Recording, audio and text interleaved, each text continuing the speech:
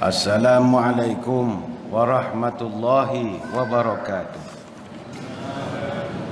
Bismillahirrahmanirrahim. Alhamdulillahi rabbil alamin. Wassalatu wassalamu ala ashrafil anbiya'i wal mursalin wa ala alihi wa sahbihi ajma'in. Allahumma akhrijna min zulumatil wahmi wa akrimna binuril fahmi waftah alaina bima'rifatika wa sahhil lana abwaaba fadlika ya arhamar rahimin. Amma ba'du. Terima kasih yang berusaha Al-Fadhil Tuan Pengacara Majlis. Yang saya hormati Tuan Jenderal Osman Odanu bin Hamzah selaku pengurusi Masjid Talha bin Ubaidillah Bukit Jalil, para pegawai ahli jawatan kuasa Masjid Talha bin Ubaidillah, tuan-tuan guru, para alim ulama, para habaib, muslimin muslimat, hadirin hadirat, tuan-tuan puan-puan, moga-moga dirahmati Allah sekalian. Syukur kehadirat ilahi, dengan izin dan ketentuannya, kita telah pun 6 hari berada di tahun 2019 mengikut perhitungan tahun Common Era ataupun Anno Domini. Syukur juga kita berada pada hari yang ke-6 tahun ke-19 dalam kiraan milenium yang ketiga, iaitu 1000 tahun yang ketiga, bermula kiraannya 1 Januari 2001 dan bakal berakhir 31 Disember tahun 3000. Kita juga berada pada hari yang ke-6 tahun ke-19 dalam abad ke-21. Dan kita juga berada pada hari yang ke-6 tahun yang ke-10 atau tahun terakhir dalam dekad 2010s, 2010. Dalam masa 6 hari kita melalui tahun yang baru ini, maka sesuailah tajuk yang saya diminta untuk menghuraikan, iaitu mencari keberkatan umur azam di tahun baru. Tuan-tuan sekalian, bila tiba sambutan tahun baru ataupun bila tiba sambutan hari lahir kita, birthday kita, maka ramai di kalangan kita yang minta moga-moga dipanjangkan umur. Itu kebiasaannya. Sememangnya umur ini benda rahsia, tidak ada orang yang tahu. Dalam falsafah orang Jawa, 5 perkara dalam hidup tak ada orang boleh confirmkan. Sama ada kita rancang macam mana pun belum tentu dapat. Apa 5 perkara itu? Siji pasti, loro jodoh, telu wahyu, papat kodrat, 5 pandai. Pertama sekali, pasti umur kita. Tak pasti berapa. Tak pasti. Kalau kita tengok berapa ramai orang berusaha nak dapatkan umur yang panjang, tak panjang juga umur. Michael Jackson mati tak sempat umur pencen. Makan nasi tidak, makan roti canai tidak, hari-hari mandi dengan air mineral ni, bukan minum, mandi. Setiap hari akan duduk dalam tabung oksigen tu bernafas dengan udara yang segar, meninggal juga. Ada orang, jangankan orang lah, kita banding dengan binatang, haiwan ni.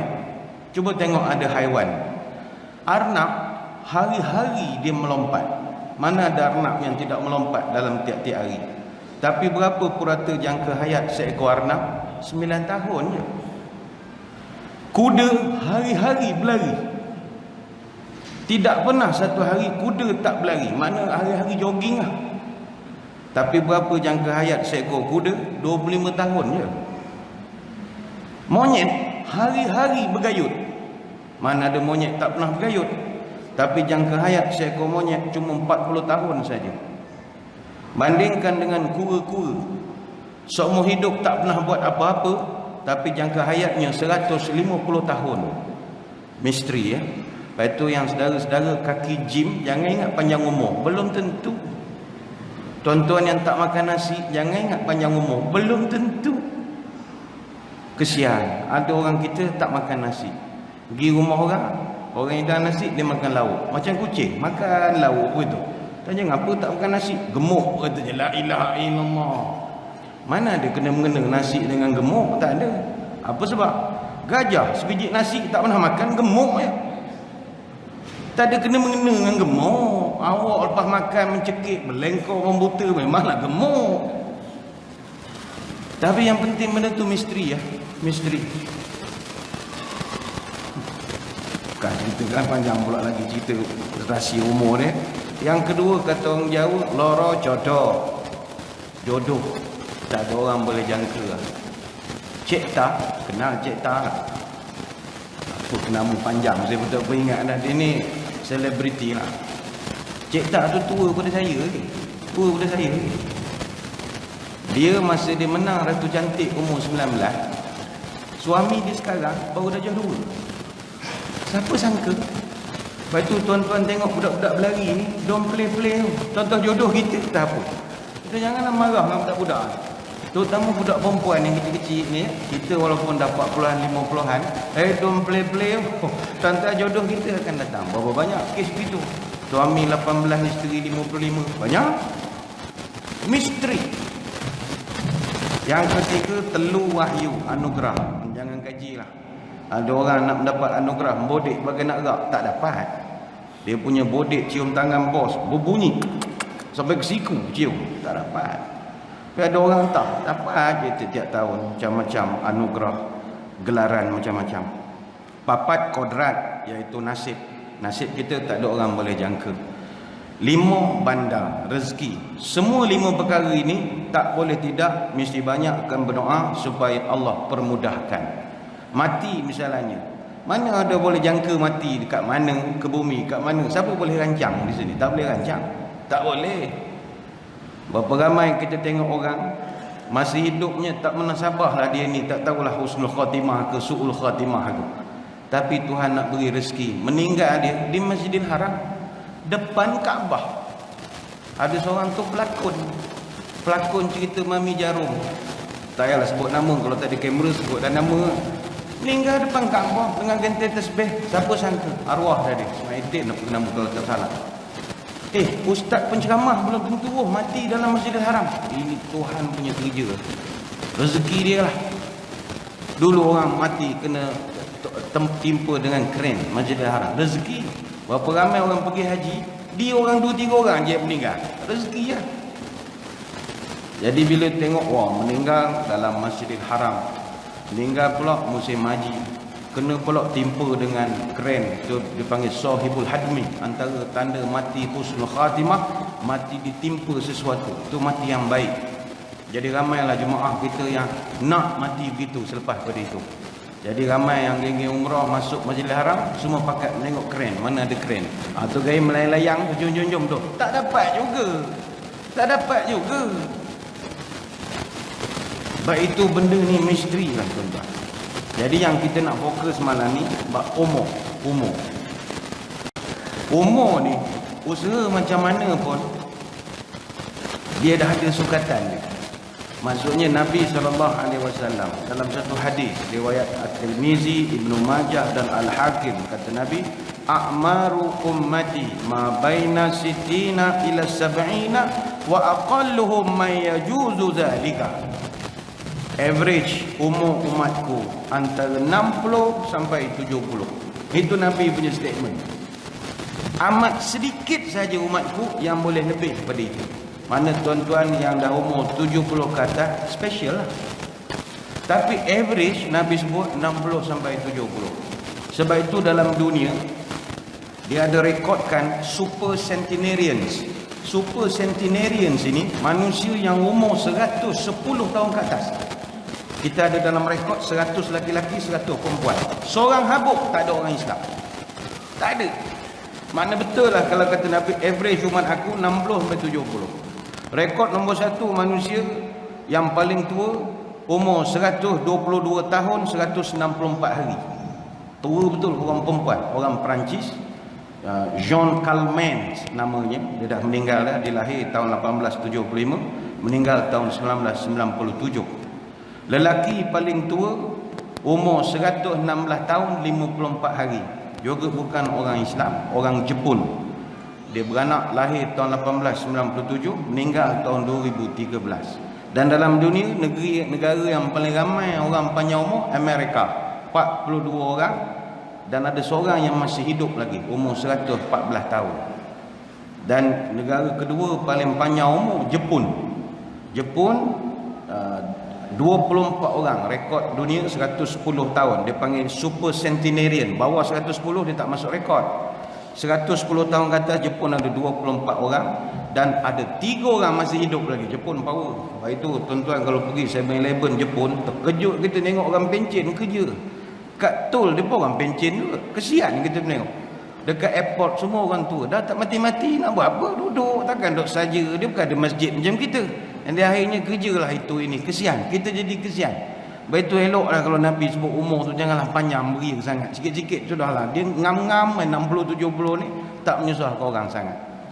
Dalam agama boleh atau tidak kita minta panjang umur? Nanti kita akan terangkan kemudian. Hadirin hadirat sekalian. Yang mustahak umur satu perkara yang besar dan akan ditanya di hari akhirat. Nabi bercerita kepada Ibnu Mas'ud, la tazulu qadam ibn Adam yaumal qiyamah min inda rabbih hatta yus'al an khamsin. Kaki anak Adam tak akan bergerak di hadapan Tuhannya selagi dia tidak ditanya 5 perkara. An umurihi fima afnah. Nombor 1 sekali Tuhan tanya umur dia. Apa digunakan untuk sepanjang umur je. Jadi kalau umur tu terlampau panjang, lamalah soal siasat tu. Kita ke airport kalau immigration tanya panjang, boring juga. Oh panjang betul soalan dia, macam kita ni bersalah sangat. Custom tanya panjang, cek kotak, cek barang, kita pun boring juga. Sama di hari akhirat, panjang umur, banyak soalan. Awak buat apa, lepas pencen buat apa, gini-gini, masuk pertandingan menyanyi, semua dia tanya satu-satu letih nak menjawab. Yang kedua, wa an syababihi fima ablah. Masa muda engkau habiskan untuk apa? Pun umur juga. Yang ketiga, wa malihi min aina tasabahu wa fima anfaqahu. Dia tanya pula harta kita, dari mana engkau dapat, ke mana engkau belanjakan. Dia macam audit jugalah, mana mari mana keluar. Dan yang kelima, wa maza amila fima alima. Ilmu yang kau dapat, apa yang kau buat dengan ilmu itu, amalkan ataupun tidak. Hadis riwayat Imam At-Tirmizi. 2 perkara daripada 5 soalan adalah umur. Cuma saya nak kongsi sedikit ya, tuan-tuan sekalian. Kalau panggil penceramah datang apa semua, orang-orang alim lah, jangan bila beliau datang dia, kita sebut umur dia. Orang alim tak boleh disebut umurnya. Dia menjadi satu macam tradisi orang-orang alim. Umur ni tak dibahaskan. Sebab itu Imam Asy-Syafi'i, ialah bila dia nak mengajar pengurusi majlis yang tak buat homework, barulah tergigih nak tanya beranak bila lahir, di mana kerja apa, buatlah homework awal-awal. Masa itu baru nak menanya, Tuan Imam lahir berapa ribu bulan? Jawab Imam Syafi'i, laisa minal muru'ati an yukhbira ar-rajulu bisinnahi. Kata Imam Syafi'i, bukan satu sikap yang bagus orang yang suka bercerita berapa umur dia. Itu Imam Asy-Syafi'i. Begitu juga Imam Malik rahimahullah. Bila orang tanya umur dia, tuan umur berapa sekarang? Apa jawab Imam Malik? Aqbil ala sya'nika laisa minal muru'ah an yukhbira ar-rajulu bisinnahi. Bukanlah sikap bagus orang yang menceritakan pada orang berapa umurnya. Apa sebab? Li'annahu in kana saghiran istahqiruh wa in kana kabiran istahrimu. Sebab seorang yang alim itu, kalau umurnya terlampau muda, orang akan merendahkan dia. Kalau umurnya terlampau tua, orang akan kata dia ni nyanyuk bangga ni. Lebih baik orang tak tahu. Yang contohlah tuan-tuan, hormat dengan mufti wilayah Datuk Seri Dr. Zulkifli Muhammad Al-Bakri. Ilmunya dan macam-macam lagi. Tiba-tiba kita baru tahu dia beranak tahun 70. Apa perasaan tuan-tuan? Lah muda pada aku. Terus kita underestimate. Sebab dia muda. Bagi kita lah. Baik tu umur, biar tak tahu. Kalau dia tahu daripada Google, tu cerita lain. Bukan nak tanya mulut, tak payah tanya. Ini untuk orang alim lah. Untuk orang lain tak apa, tanyalah umur, tak ada masalah. Untuk orang alim, sebab kita nak mengambil ilmu dia. Kalau terlampau muda, tuan-tuan pelikih pula. Muda pada aku, nak mengajar apa? Aku makan garam pada dia. Susah. Tua sangat pun orang tak ambil ilmu juga. Mengarut hukum hakam dia ni, maghrib baca kunut. Berat dia ni, maghrib suruh baca kunut. Nyanyuk agak. Dia, kita cepat beranggapan. Hadirin hadirat sekalian, balik kepada soal umur. Ada satu ayat dalam Quran, surah Al-Baqarah ayat 96. Allah Ta'ala menyindir kepada manusia yang setiap kali dia berdoa, dia suka nak panjangkan umurnya tanpa dia mengetahui bagaimana nak mengisi umurnya itu. Allah berfirman dalam surah Al-Baqarah ayat 96, wala tajidannahum ahrasan nasi ala hayatim wa minal ladzina asyraku yawaddu ahaduhum law yu'ammaru alfa sanatin wa ma huwa bimuzahzihi minal azabi an yu'ammar wallahu basirum bima ya'malun. Sesungguhnya wahai Muhammad, engkau akan mendapati sebahagian manusia itu adalah setamak-tamak manusia terhadap kehidupan dunia ini. Mereka begitu haloba terhadap dunia, melebihi haloba orang-orang kafir, iaitu tiap-tiap seorang dari mereka sangat suka lau yu'ammaru alfa sanatin, aku berikan pada mereka umur 1000 tahun seorang. Nak sangat panjang umur, suka sangat kalau aku berikan panjang umur. Padahal kata Allah, umur yang panjang itu bukanlah perkara yang melepaskannya daripada azab Allah. Ingat, aku sentiasa melihat apa yang mereka lakukan. Sebab itu umur panjang tidak salah minta, tapi jangan obses sangat. Lebih baik kita minta keberkatan umur berbanding dengan panjang umur. Sebab itu lepas ni kalau birthday, jangan nyanyi lagu panjang umur. Panjang umurnya, panjang umurnya, panjang umurnya serta mulia. Kita tukar sikit lagunya itu. Berkat umurnya, berkat umurnya. Kan lain tu saya pun tak kerti kan nak menyanyi lagu happy birthday ni, begitulah ya. Senang nyanyi lagu Piramli, selesai masalah. Allah selamatkan kamu. Nyanyi itu. Itu selamat. Umum doanya itu. Lepas itu bagi kawan-kawan kita masyarakat Tionghoa, mereka sangat obses dengan panjang umur. Orang Cina, kehidupan ni kata dia orang cemerlang mesti ada 3 perkara. Sure, hot, lock. Tak ada 3 ni tak berapa ong lah. Pertama sure, umur mesti mau panjang. Yang kedua hot, harta mesti mau banyak. Lock, kekuasaan. Power mesti mau ada, kekuasaan. Dan orang putih pun ramai umur panjang-panjang sebab mereka obses untuk dapatkan panjang umur. Tapi cara mereka panjang umur tu kadang-kadang pelik. Ada satu orang daripada Amerika, namanya Agnes Fenton. Dia meninggal tahun 2017. Masa dia meninggal umurnya 112 tahun 23 hari. Orang berpusu-pusu cari dia, apa rahsia dia panjang umur. Pergi jumpa. Dia kata sejak umur dia 70 tahun dia buat satu amalan. Ini tuan-tuan jangan ikut, tak senonoh punya amalan. Tiap-tiap hari dia kata selepas dia masuk umur 70 tahun, dia amalkan minum 3 botol bir satu hari dengan segelas scotch tiap-tiap hari. Orang tanya pula, bir jenis apa? Miller High Life. Naik pasaran masa tu harga bir itu, sebab orang nak minum bir. Scotch dia minum Johnny Walker Blue Label punya. Bayangkan dia bagi rahsia panjang umur minum bir. Kalau kita yang kurang iman sanggup minum bir sebab nak panjang umur, itu lebih teruk daripada orang kafir kata Allah Ta'ala. Obses. Tapi kita jangan ikut. Walaupun dia panjang umur kerana bir, bagi kita birlah dulu. Enggak apa-apa, ngebirlah dulu. Tak panjang umur pun tak apalah, janji barakat saja. Dia petua panjang umur ni banyak. Saya kulu kili berjalan, saya suka jumpa orang tua-tua pencen-pencen. Banyak menanya apa amalan, terutama yang sihat-sihat lah.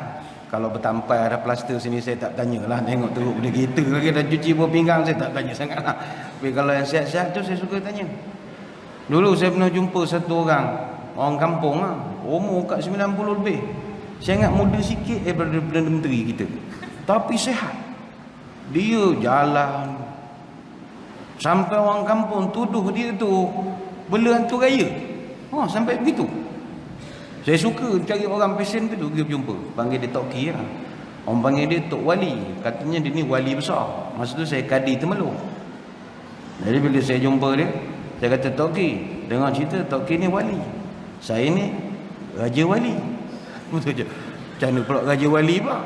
Yalah, kadi kan wali hakim, saya ketua wali hakim. Jadi wali hakim tu anak buah saya ketua pada semua wali hakim. Ketua wali lah, raja wali. Tanya hakim ni umur 90 lebih, janganlah kedekut sangat, anak cucu ramai, share lah sikit apa rahsia. Minta lah, dia bagi. Dia kata, awak kalau nak sihat, dia memang sihat betul. Makan ni membujur lalu melintang patah, apa juga disapu, tak ada pantang. Kita yang baru umur 50 lebih ni, menengok makanan tertentu ngeri. Nengok kambing, macam nengok rimau, takut tengok kambing. Dia tak ada masalah. Kita roti canai, cuak makan, dia tak ada masalah. Roti canai, telur, kalau setengah orang telur, makan telur goreng, hak kuning tak makan, kolesterol, dia hentam belaka. Kalau ada telur biru boleh makan, jenis tak ada masalah.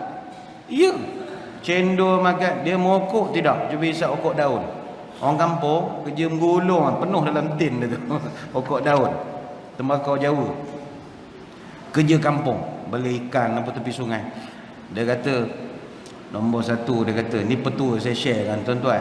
Dia kata nombor satu ni kalau nak sihat panjang umur, nombor satu dia kata hidup ni kena birah sikit. Birah ni bahasa orang kampung. Birah ni maknanya gatal kalau kita. Tapi bukanlah menggatal, tidak. Maknanya mesti mau happy. Nombor satu happy. Jangan banyak masalah. Happy go lucky. Yang kedua kata dia, bila makan mulut kena jaga.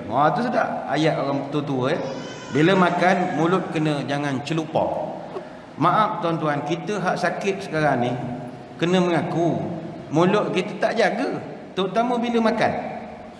Orang ulurkan makanan pada kita, kita terus kutuk makanan itu. Makanan tu tak bersalah pun, tapi kita cerca dia macam-macam. Kawan kita bawa durian, Musang King, bawa pada rauk. Naik kereta bibar dia, kereta dia dah lekon bau kereta bawa beli. Kerana kita dia bawa durian, habis bau kereta dia. Sampai ke lidah pada kita, bang main makan durian Musang King. Kita tak ra'i langsung, orang tu bawa penat-penat, kita kutuk pula dia, ambil durian, kolesterol, astagfirullahalazim. Belum makan dah cakap kolesterol, ni mulut celupar. Kena jaga. Ada orang ulurkan makanan, ni kalori 120, astagfirullahalazim. Mulut kena jaga. Nak benda tu walaupun lemak banyak ke, kalori tinggi ke, kolesterol ke, diam. Nak makan-makan, tak nak makan sudah. Ini pesan dia ni. Jangan ngata ke makanan, sebab makanan adalah rezeki dari Tuhan. Kalau kau tak suka, diam saja. Jangan mengata. Jadi lepas ni kalau tuan-tuan disajikan orang roti canai banjir, jangan mengata, ni kolesterol banyak macam begini, ni 120 kalori, ni 60, ni 80, kalau makan meninggal ni. Walaupun kita tak makan, benda tu akan sumpah sekanah kita balik. Ini pendapat dia lah. Ini mungkin orang kesihatan tak setuju. Jadi saya tanya dia, habis macam mana nak makan kalau nak kena makan, nak jaga macam mana? Dia kata begini, ini tuan-tuan ikut petua dia. Bila makan, pertama baca bismillah. Yang kedua, Allahumma barik lana, minta berkat. Yang ketiga, sebelum suap bercakap perlu dengan makanan. Cakap macam mana? Masa ambil makanan, katalah kambing, Bismillahirrahmanirrahim, Allahumma barik lana fima razaqtana wa qina adzabannar. Kambing, aku makan kau jangan makan aku. Makan, bismillah. Ni petua ni tak ada dalam kitab. Tuan-tuan amalkanlah cara ini. Apa saja bismillah. Nak ambil tu, kalau kita tahu durian mesti kolesterol punya, tawakal je, jangan makan sampai 10. Makan satu cukup lah. Bismillahirrahmanirrahim. Durian aku makan kau jangan makan aku nak tidur lah ni. Cukup insyaAllah. Itu tak payah nak betul-betul pelik-pelik nak gantung buah durian dalam kereta lah, bagi hilang kau panas dah. Cakap elok-elok makanan. Kita kan ada makan lah, jangan tak ada pula beri aku kempen kau tak ada makan pula. Kalau ada ni kan elok-elok makan nasi lemak, walaupun pukul 10 orang setengah tak makan lah, kita makan Bismillahirrahmanirrahim, nasi lemak aku makan kau jangan makan aku. Dah pukul 10 ni makannya tak makan. Ini betul Kementerian Kesihatan janganlah marah cerita. Tapi rokok tak boleh buat, sebab rokok ni chemical. Benda chemical tak jadi. Dia benda-benda yang natural, alami semula jadi, insya-Allah boleh borak dengan dia. Sebab dia makhluk, boleh cakap. Ni pesan orang tua tu lah. Tapi macam rokok ni dia banyak chemical, banyak kimia-kimia. Kimia ni bukan makhluk hidup macam kita, susah nak cakap. Jadi dia kata tak jadi. Kena cakap dengan makhluk yang hidup. Ini petua dia. Hadirin hadirat sekalian, yang mustahak umur ini, balik pada cerita umur, panjang pendek bukanlah isu. Yang mustahak adalah keberkatan.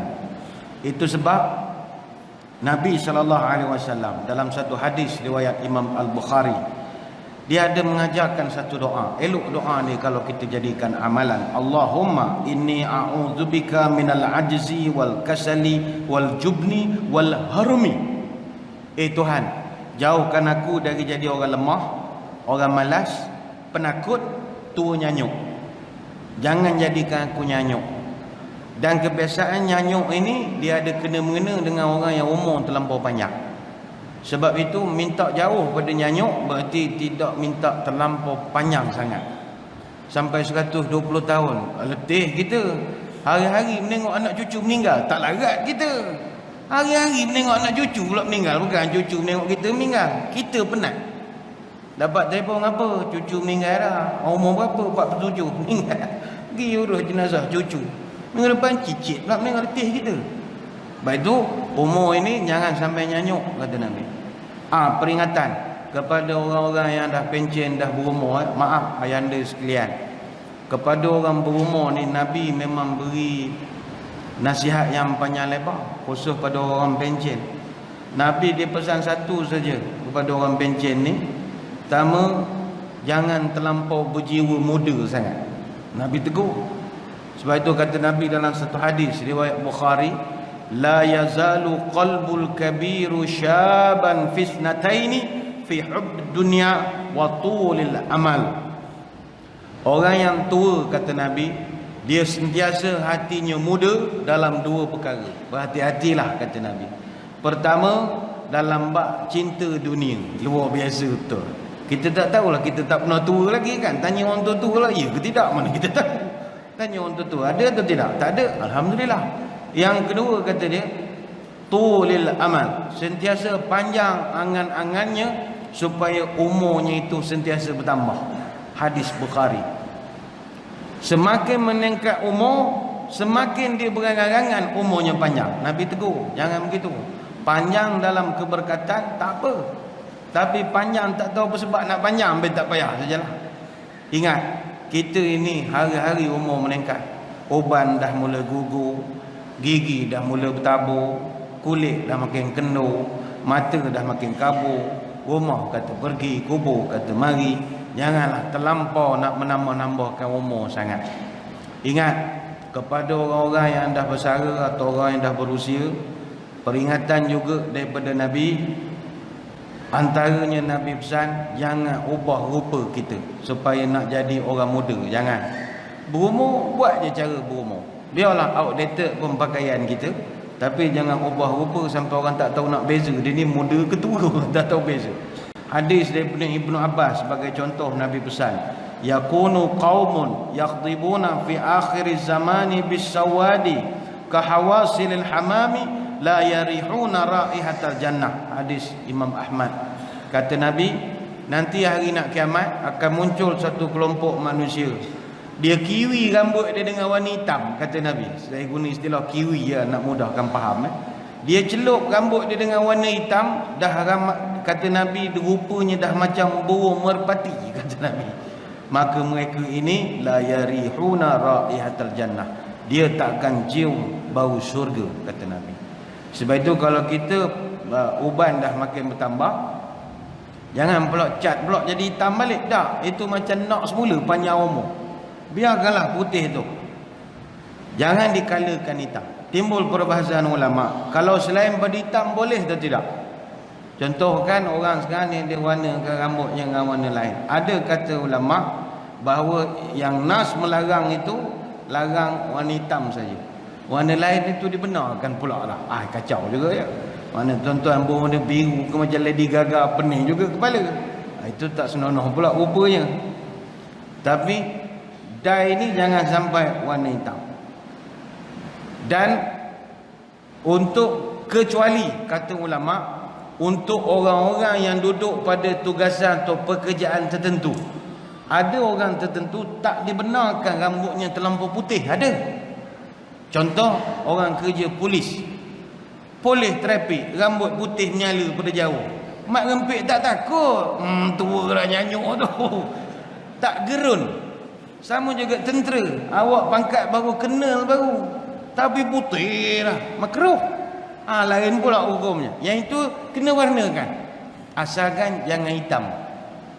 Dalilnya, kata Jabir bin Abdullah radhiyallahu anhu, ketika Fathu Makkah, Nabi dan orang-orang Islam nak memasuki kota Mekah, utiya bi Abi Quhafata yauma fathi Makkah wa ra'suhu wa lihyatuhu kasaghamati bayadha.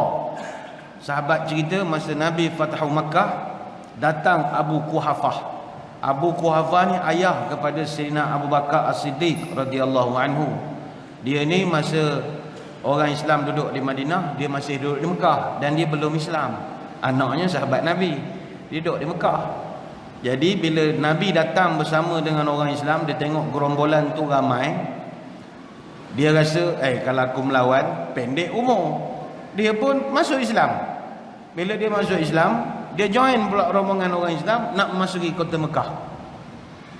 Dia ni dah tua lah, ayah pada Abu Bakar. Rambut putih, kasaramah, kata sahabat, macam kapah, putih begitu.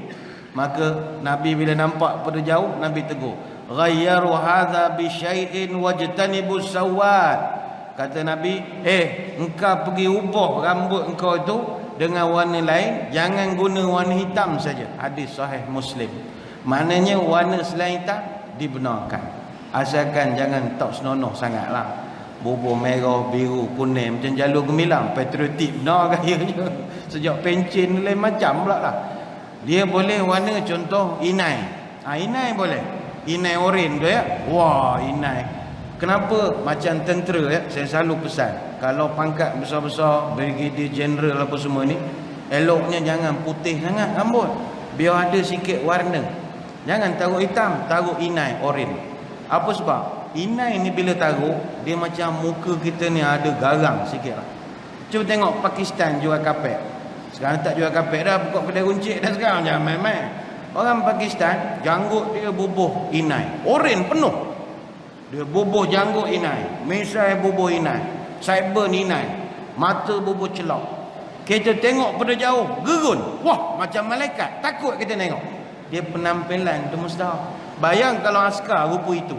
Serun tentera asing tengok. Wow, marvelous. Dia menggerunkan. Tapi kenapa Pakistan yang jual kapet tu dia suka orenkan janggut dia? Sebab dia nak menuntut hutang. Baru orang segan sikit tak bayar.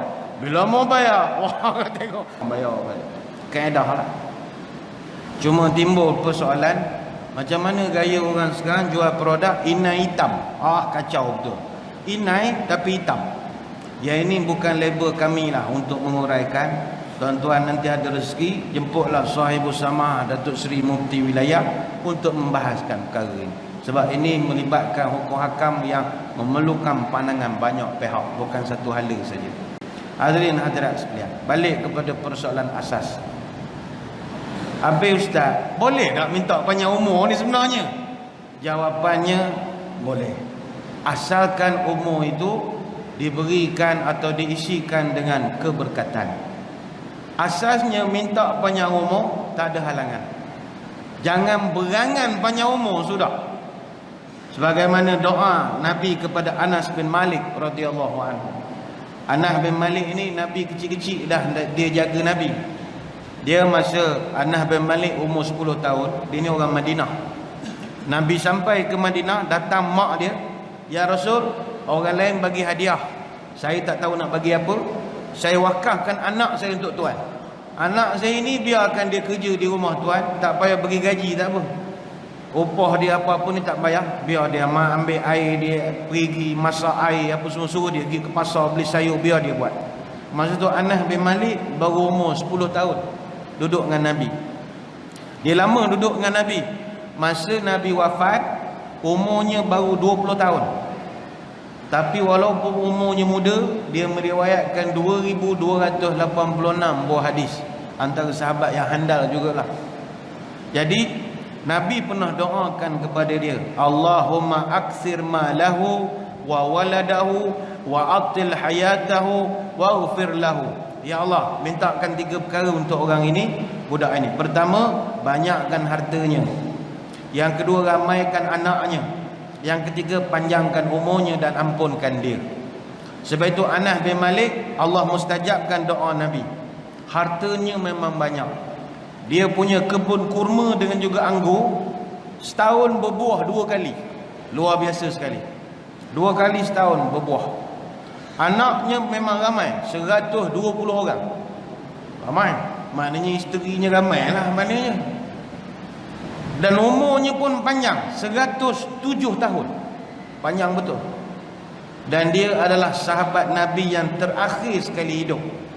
Lepas dia wafat, habis 140,000 sahabat semua habis. Dia paling last, legacy terakhir. Dia meninggal di Basrah, Iraq. Makamnya masih ada sampai sekarang di Iraq. 107 tahun, panjang betul umurnya. Tetapi Nabi sebut panjang umurnya, waghfir lahu, mestilah dengan diampunkan kedosa-dosanya. Sebab itu yang paling kita nak di dalam usia kita ini adalah keberkatan. Biarlah umur kita 5 tahun ke, 50 tahun ke, 70 tahun ke, 80 tahun, yang minta-minta yang mustahaknya, biarlah berkat. Baik itu kalau ada kawan-kawan kita nak menyambut birthday sehari 2 ni, doakan pada dia, semoga dipanjangkan umur dalam keberkatan dan ketaatan kepada Allah. Itu lebih baik doanya. Mana umur meningkat, tapi keberkatan, ketaatan makin bertambah. Bila bercerita berkat, apa erti berkat itu kalau dalam konteks umur? Berkat ini satu kalimat yang begitu dekat dengan orang Melayu, sebab dia dah jadi bahasa Melayu. Dalam Quran Allah guna barakah, tabaraka, barakat, mubarak dan macam-macam lagi. Malam Al-Quran diturunkan, Tuhan panggil Lailatul Mubarakah. Quran itu sendiri dipanggil Kitabun Mubarak, buku yang berkat. Kaabah itu dan kawasan sekitarnya, barakna haulah, ada keberkatan sekelilingnya. Ulama menyatakan berkat ini secara etimologinya dalam bahasa Arab, maknanya dia al-birkah, tempat berkumpul air. Maknanya dia benda yang sentiasa terus-menerus ada, macam mata air. Sebab itu umur kita ni yang kita nak sentiasa keberkatan, berkat. Berkat bukan sekadar masih hidup, dah mati pun masih lagi ada jasa. Saya ambil sebagai contoh Osman bin Affan radhiyallahu anhu. Osman bin Affan ialah satu-satunya manusia yang hidupnya berkat dan matinya pun berkat. Apa sebab? Pertama, namanya masih disebut. Tanda orang hebat, namanya masih disebut walau dia meninggal. Betul, arwah Piramli hebat lah, meninggal tahun 73. Anak cucu kita kenal, ada berkat pada kehidupan dia. Wallahu alam, dia hubungan dengan Tuhan kita tak tahu. Berkatlah Nabi kita berapa ribu tahun masih disebut namanya. Osman masih lagi namanya tu walaupun dia dah mati lama. Dan Osman lah satu-satunya orang manusia yang masih ada akaun bank aktif sampai sekarang. Osman bin Affan, walau dah mati lama.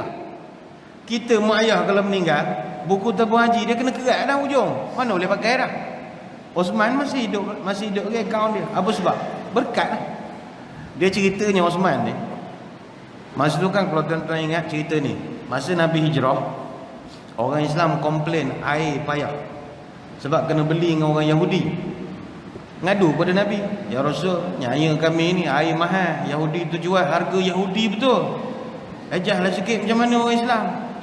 Nabi kata macam mana ya?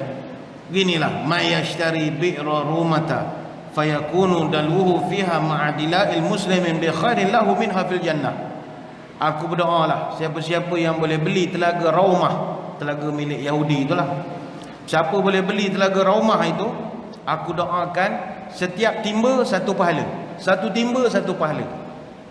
Sahabat bila dengar Nabi isytihar begitu, melompatlah masing-masing. Ini pahala sampai mati ni. Selagi ditimba, selagi tu dapat pahala. Jadi masing-masing berebut nak pergi, nak beli telaga Yahudi ni. Yahudi ni bila dia tahu orang Islam datang nak beli telaga, dia tak nak jual. Kata saya jual air, telaga saya tak jual. Datang lagi orang Islam lain, saya nak beli. Oh minta maaf, saya jual telaga. Akhirnya dia tengok ramai sangat nak beli, marah dia. Dia buat signboard, dia letak depan rumah, la abi'ul ma' lil muslimin, aku tak akan jual pada orang Islam. Nak beli air, telaga aku tak jual. Orang tak berani beli. Datang Osman bin Affan radhiyallahu anhu. Osman ni don't play. Dia ni seorang diplomat dan dalam masa yang sama dia adalah sahabat Nabi. Apakah cerita selanjutnya? Benda ni kita akan bincangkan selepas ini, kerana kita akan memberi laluan terlebih dahulu kepada azan Isyak. Jadi tuan-tuan semua jangan ke mana-mana, kembali selepas ini. Muslimin muslimat yang dirahmati Allah sekalian, kita kembali membincangkan di dalam ceramah pada malam ini mencari keberkatan umur, azam di tahun baru. Mohon izin daripada jemaah, kita menganjakkan sedikit waktu solat fardu Isyak secara berjemaah. Hadirin hadirat sekalian, bagaimana nak mendapat keberkatan umur? Tadi sebelum azan kita bercerita tentang bagaimana Uthman bin Affan radhiyallahu anhu, antara manusia yang contoh terbaik. Berkatnya kehidupan dia, walau dah meninggal sekalipun, masih lagi kebaikannya itu berjalan. Ini berkat betul umur dia. Tadi kita bercerita tentang telaga ataupun Bi'ru Raumah, salah satu telaga yang paling Nabi idam-idamkan agar dapat dibeli oleh orang Islam. Ramai orang Islam mencuba nak beli, tak berjaya. Tapi Uthman bin Affan ini satu-satunya orang yang berjaya. Uthman ni tuan-tuan, sahabat Nabi yang kaya. Dan saya ingat dia lebih kaya daripada Abdurrahman bin Auf. Tapi tak ditonjolkan dalam sejarah. Pertama sebab dia menantu Nabi, tak boleh tonjol ingat dia kaya. Yang kedua, dia khalifah.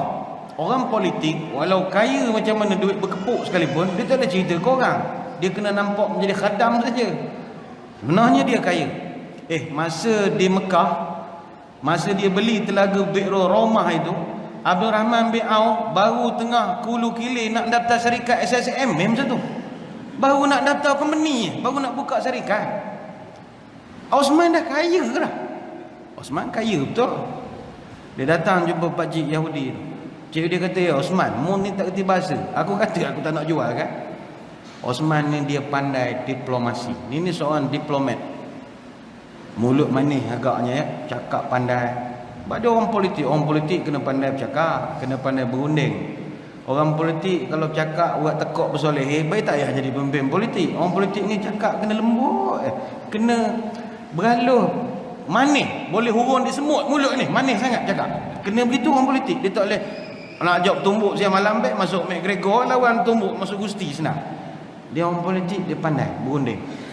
Seni berunding tu, kita orang kampung ni tak reti berunding. Tak dapat sudah lantak engkau gitu.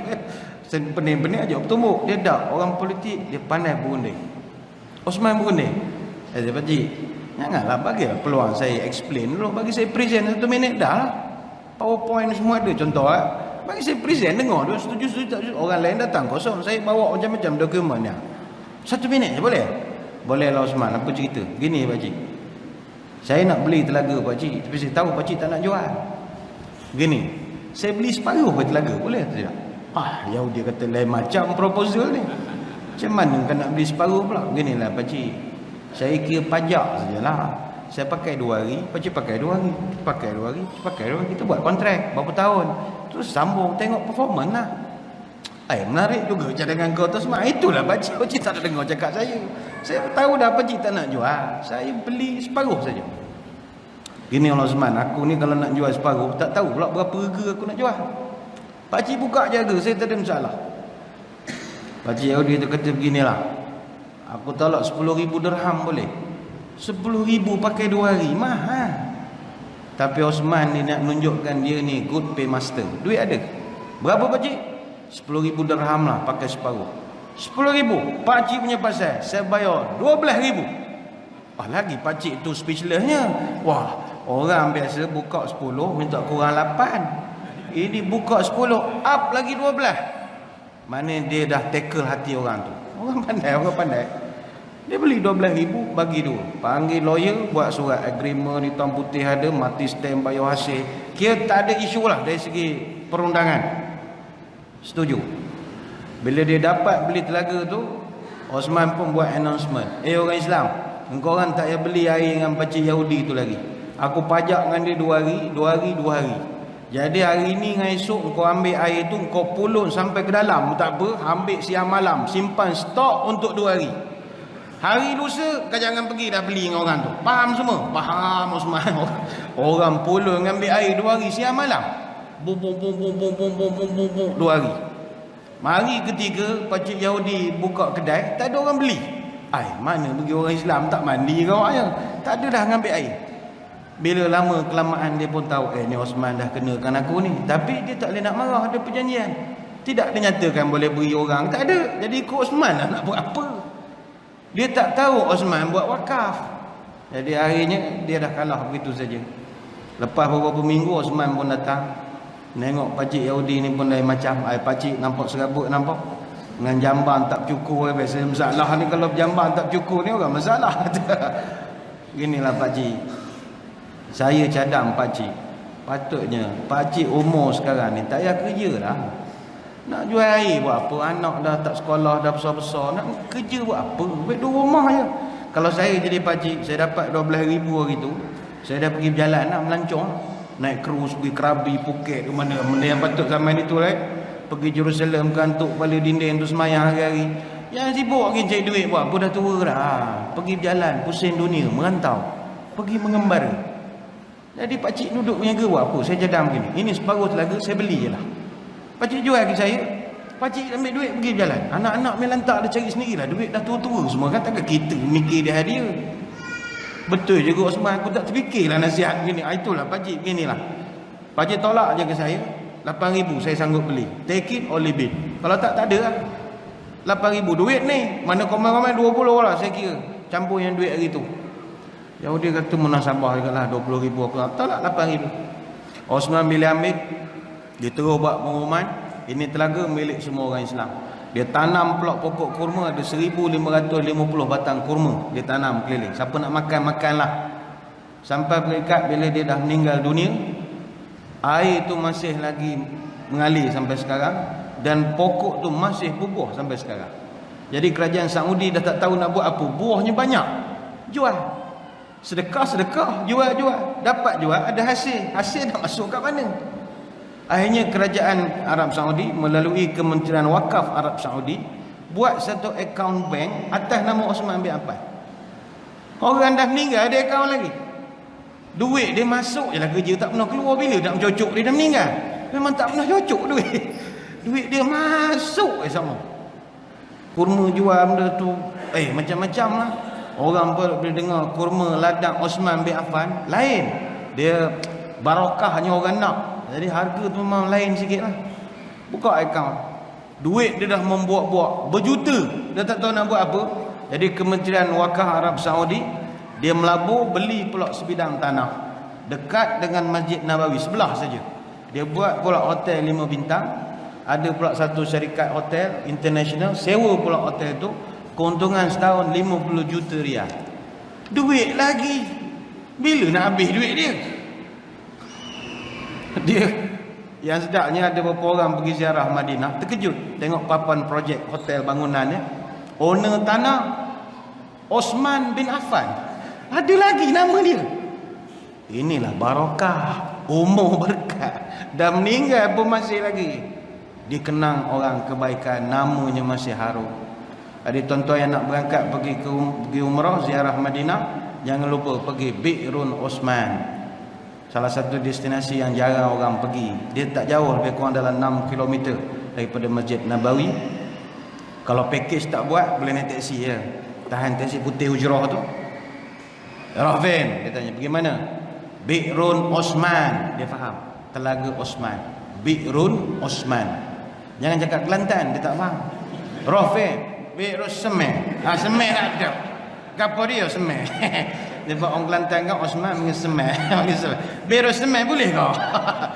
Tak boleh, itu tak lepas. Arab tak faham. Itulah Osman bin Affan. Berkatnya kehidupan dia, berkatnya umurnya. Bagaimana dengan kita? Mana salah satu kaedah nak mendapat keberkatan umur? Bersedekah. Bersedekah. Kalau banyak bersedekah. Contohlah masjid kita ni, masjid baru, cantik lagi, masih lagi tak terjejah banyak. Kalau ada orang yang duit lebih dapat golden handshake ke apa, tak tahu benda nak buat. Belikan kipas helikopter misalnya. Wah, marvelous Gantungkan kipas helikopter. Beli pada mereka misalnya. Jangan beli hancak Cina, made in China, murah. Jangan beli mahal punya. Pasangkan di sini. Wah, saya ingat selagi kipas tu berpusing, walaupun kita dah tak ada. Saya ingat dalam kubur pun sejuk juga kubur kita. Mayat sebelah bertanya, apa saya kubur kan sejuk? Tak tahu, aku ingat aku beli kipas dulu. Orang tak tutup tu sejuk agak. Ini berkat. Agak belanjalah. Ini keberkatan umur salah satu ni lagi ya. Cuma tuan-tuan sekalian, berkat ni benda hilang. Kena ingat berkat ni benda hilang. Sebab itu kadang ada manusia, dia banyak nikmat Tuhan beri, harta, umur panjang, berkat tak ada. Sayang.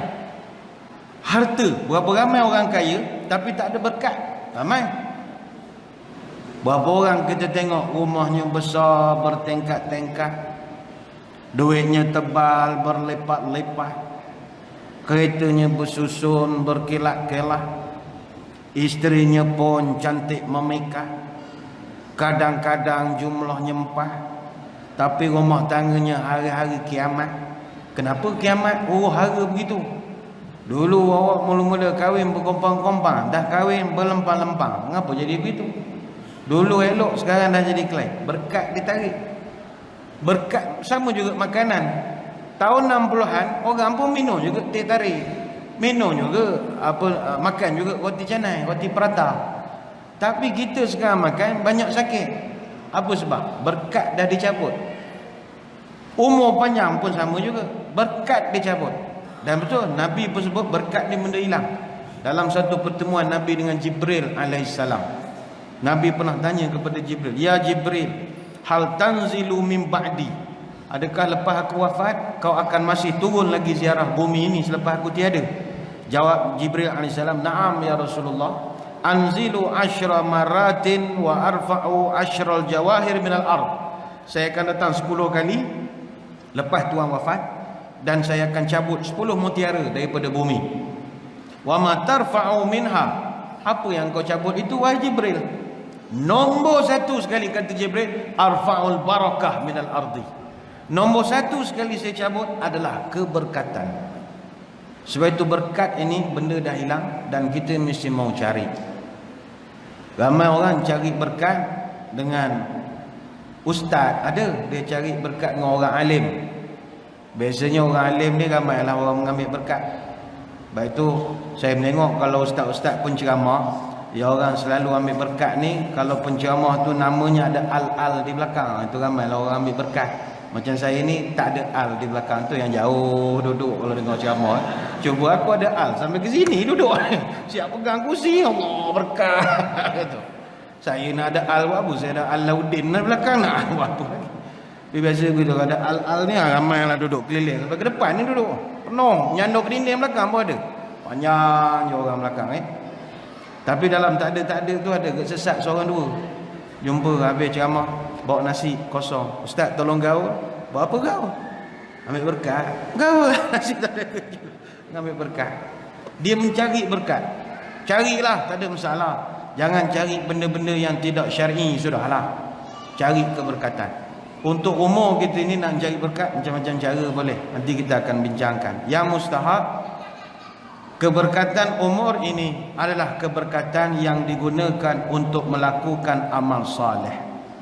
Mestilah digunakan dengan mestilah umur yang panjang itu disertai dengan ketaatan. Sebab itu pernah Abdurrahman bin Abi Bakrah radhiyallahu anhu, dia bercerita, anna rajulan qala ya Rasulullah ayyun nasi khair? Qal man tala umruhu wa hasuna amaluhu. Ada satu orang laki-laki bertanya, "Ya Rasul, siapa manusia paling terbaik sekali dalam dunia ini?" Jawab Nabi, orang yang paling terbaik sekali adalah orang yang panjang umur, banyak melakukan ketaatan. Maknanya panjang umur buat ketaatan. Orang tu tanya lagi, "Fa ayyun nasi syarrun?" Qala man tala umruhu wa sa'a amaluhu. Orang yang paling buruk sekali perangai, orang yang umur panjang, amalan pula sedikit atau buruk amalannya. Hadis riwayat Imam Ahmad dan juga At-Tirmizi. Sebab itu doalah panjang umur dalam keberkatan. Apa berkat? Banyak kita boleh bincangkan. Kenapa orang yang panjang umur dan baik amalannya adalah orang yang terbaik? Sebab setiap kali umur bertambah, maknanya pahala juga makin bertambah, darjatnya juga makin tinggi.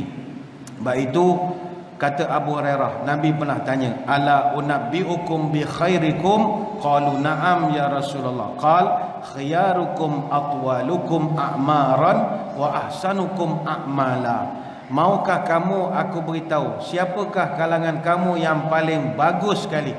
Jawab sahabat, kami nak tahu ya Rasul. Orang yang paling bagus antara kamu adalah yang paling panjang umur dan paling baik amalannya. Hadis riwayat Imam Ahmad. Mana dalam masjid kita ini, siapa orang yang terbaik di kalangan kita? Orang yang paling senior umurnya, bukan orang yang paling banyak ilmu. Tak. Siapa yang paling berumur sekali? Kalau ada orang umur 70-an, 80-an, 90-an, ini orang yang terbaik sekali di kalangan kita dalam masjid ini. Sebab dia umur panjang, baik pula amalan. Baik itu tuan-tuan, orang yang umur panjang ni Nabi respect. Dalam satu hadis, Abdullah bin Shaddad bercerita, laisa ahadun afdala 'indallahi min mu'minin yu'ammaru fil Islam litasbihi wa takbiri wa tahlili. Tidak ada seorang pun yang lebih utama di sisi Tuhan berbanding seorang mukmin yang diberi umur panjang, yang mana dia gunakan untuk bertasbih, bertakbir dan bertahlil. Umur panjang mesti ketaatan ataupun ibadah bertambah. Ada satu kisah di zaman Nabi. Cerita ini dibawakan oleh seorang sahabat, yang mana sahabat ini namanya sama dengan masjid tuan-tuan, Talhah bin Ubaidillah radhiyallahu anhu. Hadis daripada Talhah. Talhah bercerita, ada satu hari dua orang puak daripada suku Bali. Bali ni cabang suku Khuza'ah datang jumpa dengan Nabi. Dia ni dua-dua sekali datang jumpa Nabi, masuk Islam sama-sama. Kata Talhah, si abang dia ni aktif buat program. Lepas masuk Islam dia aktif, NGO buat program atau program panggil penceramah, dia orang aktif. Bila ada seruan berperang dia pergi. Adik ni tidak, banyak duduk, tapi Islam juga, duduk masuk Islam. Cuma abang itu aktivis lah, aktivis. Adiknya tak, dia duduk gitu di rumah. Jadi abang dia satu hari, kata Talhah, pergi perang, mati syahid. Mati syahid. Yang seorang lagi, summa makasal akharu ba'dahu sanatan summa tuwfiya. Kata Talhah, yang adik dia pula meninggal dunia setahun lepas abang dia. Mana dua beradik, abang mati syahid dulu, adik dia masih hidup setahun, next year adik dia mati. Maka qala Talhah, fara'aitu fil manami baina ana 'inda babil jannah idza ana bihima. Maka kata Talhah bin Ubaidillah, satu malam saya bermimpi. Saya berada di depan pintu syurga. Tiba-tiba saya nampak dua beradik itu tengah menunggu juga depan pintu syurga, pegang boarding pass dah nak masuk dah ni, nak masuk pintu dah. Cuma kata Talhah, yang peliknya, fa kharaja kharijun minal jannah fa azina lil ladzina tuwfiyal akhir minhuma summa kharaja fa azina lil ladzina shtuhida. Yang peliknya kata Talhah, tiba-tiba keluar pegawai daripada dalam surga, malaikat lagaknya, pegawai petugas, takkan pramugara pula, pegawai petugas, dia pun keluar. Dia panggil yang adik dulu masuk. Mana adik yang tadi? Masuk. Abang dia mati syahid kemudian. Padahal adik dia mati setahun lepas abang mati syahid. Dan adik dia bukan mati syahid pun, mati biasa je, tapi husnul khatimah. Jadi Talhah heran, kenapa adik masuk surga dulu padahal abang mati syahid setahun lebih awal. Jadi Talhah cerita benda ni pada Nabi. Ya Rasul, saya mimpi begini. Heran tu saya, ngapa adik masuk dulu pula ya Rasul? Maka Nabi bertanya, min ayyi zalika ta'jabun? Apa yang awak herannya? Apa yang peliknya? Kata Nabi. Peliklah ya Rasul, patutnya abang dulu lah masuk surga, abang kan mati syahid. Nabi jawab begini, alaisa qad makatha hadza ba'dahu sanatan? Bukankah adik dia tu, dia masih lagi hidup setahun lepas abang dia meninggal? Ya Rasul. Qala bala. Benar ya Rasul. Of course. Lepas abang ni mati syahid, adiknya mati next year itu. Nabi pun kata, wa adraka ramadana fasamahu wa shalla wa kaza min sajdatan fi sanah. Bukankah lepas abang ni mati syahid, dia ada setahun kemudian dia telah menemui bulan Ramadan, dia puasa bulan Ramadan, semayang tarawih, jumpa Lailatul Qadar kalau rezeki dia pula, kalau ada rezeki dia pergi haji. Bukankah dia telah melakukan begitu banyak ibadat, solat itu, sujud ini, rukuk itu, zikir ini dalam masa setahun? Nabi tanya balik.